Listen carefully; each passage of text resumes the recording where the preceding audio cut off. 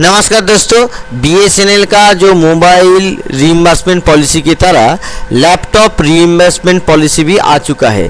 देखिए, आज हम लोग जो शेयर करने वाले हैं आप लोगों के साथ वो है WBTC का जो लैपटॉप रीइंबर्समेंट पॉलिसी, जहां पे एक्सप्लेन किया गया है क्या क्या गाइडलाइंस है, क्या क्या गाइडलाइंस के जरिए आप लोग लैपटॉप खरीद सकते हैं। आप लोग जानते हैं JTO एंड ऑनवर्ड्स रैंक को लैपटॉप खरीदने के लिए बोला गया है और उस पॉलिसी में कितना पैसा लगेगा नहीं लगेगा मैं प्रीवियस वीडियो में आपके साथ शेयर कर चुका हूं।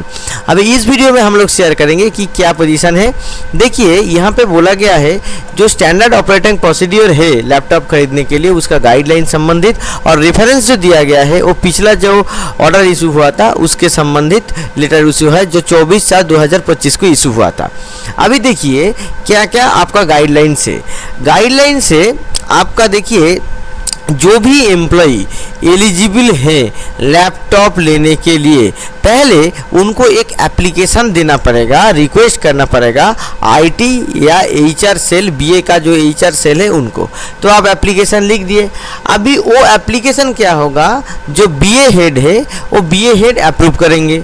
अब वो subject to budget and other administrative requirements के अनुसार अब आपका जब हो गया अप्रूवल, आपके हाथ में आ गया, तब आप क्या करेंगे, तब आप लैपटॉप खरीदेंगे।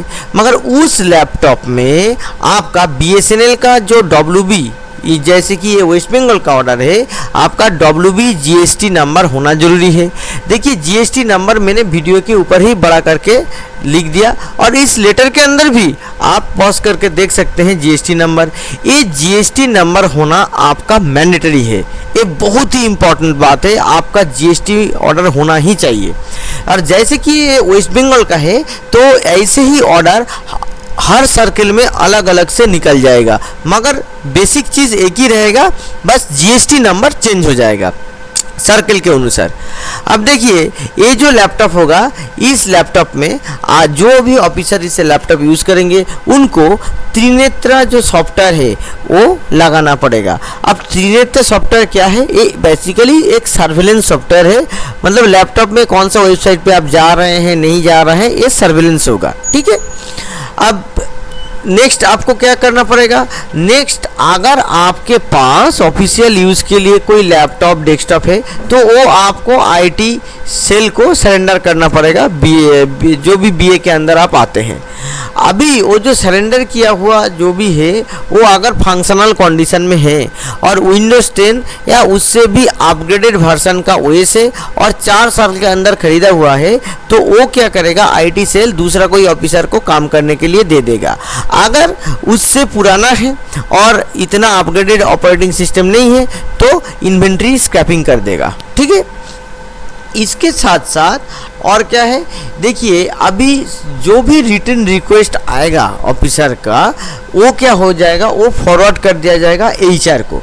अब HR क्या करेगा, HR आपका जो भी SAP का एंट्री है, ठीक है, वो SAP का एंट्री करेगा। अभी SAP एंट्री जब हो जाएगा तब लैपटॉप रीइंबर्समेंट का क्लेम आप ESS से डाल सकते हैं, यानी कि आप ERP से डाल सकते हैं। जो ERP से आप लैपटॉप का रीइंबर्समेंट का क्लेम डालेंगे उसका प्रोसीड्यूर मोबाइल रीइंबर्समेंट क्लेम जैसा होगा। और यहाँ पे आप जब क्लेम सबमिट करेंगे तो GST इनवॉइस के साथ आपको सबमिट करना है और BA क्लेम सेक्शन में आपको सबमिट करना है।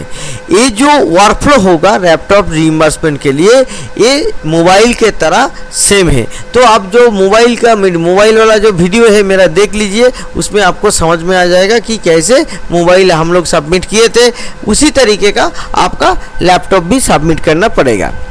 और देखिए दोस्तों क्या देखना पड़ेगा कि ये जो क्लेम सेक्शन है, क्लेम सेक्शन ये भी जो भी इनवॉइस है वो इनवॉइस को देख लेगा और कॉन्सर्न जो IT सेक्टर है उसको एसेट क्रिएशन के लिए दे देगा। अब क्या होगा, कॉन्सर्न जो IT सेक्शन है वो इंटरनल ऑर्डर इशू करेगा और बजट एलोकेट करेगा और asset number, vendor code generate करेगा और उसके साथ परचेज रिक्विजिशन भी जनरेट करेगा, और परचेज ऑर्डर होगा तो उसके बाद ऑटोमेटिकली मीगो करना पड़ेगा। तो ये सब काम आईटी सेक्शन को करना पड़ेगा। और इसके बाद क्या होगा, इसके बाद जो भी क्लेम एसेट का जो भी वैल्यू है वो वैल्यू जो एलिजिबल अमाउंट है उतना ही बस होना चाहिए, उससे ज़्यादा नहीं होना चाहिए। अब एक चीज़ चला आएगा अकाउंट सेक्शन के पास, तो अकाउंट सेक्शन क्या करेगा, मीरो क्रिएट करेगा और क्रिएट करके इसको जो जीएल अकाउंट नंबर है 131225 asset purchase reimbursement clearing account में इसको डाल देगा।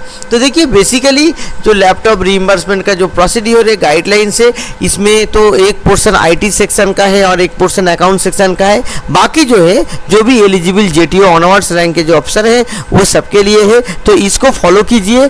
बस बिल में जीएसटी जो नंबर है जैसे आप लोग स्क्रीन पे देख सकते हैं, ये हर एक सर्कल का अलग अलग होगा, इसको आप लोगों का जरूर बिल में मेंशन कराना है।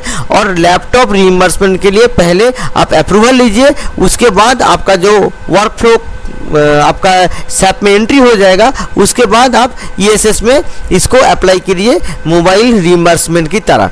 तो उसके बाद जैसे हो जाएगा उसका प्रिंट आउट लेना है और जो बिल के साथ उसको अकाउंट या क्लेम सेक्शन को जमा कर देना है। तो इसी तरीके से जेटीओ को 35,000 और जो एसडी एजीएम ऑनवर्ड्स जो रैंक को 40,000 तक लैपटॉप रीइंबर्समेंट का क्लेम मिल सकता है। इस वीडियो को जरूर शेयर कीजिए। नमस्कार।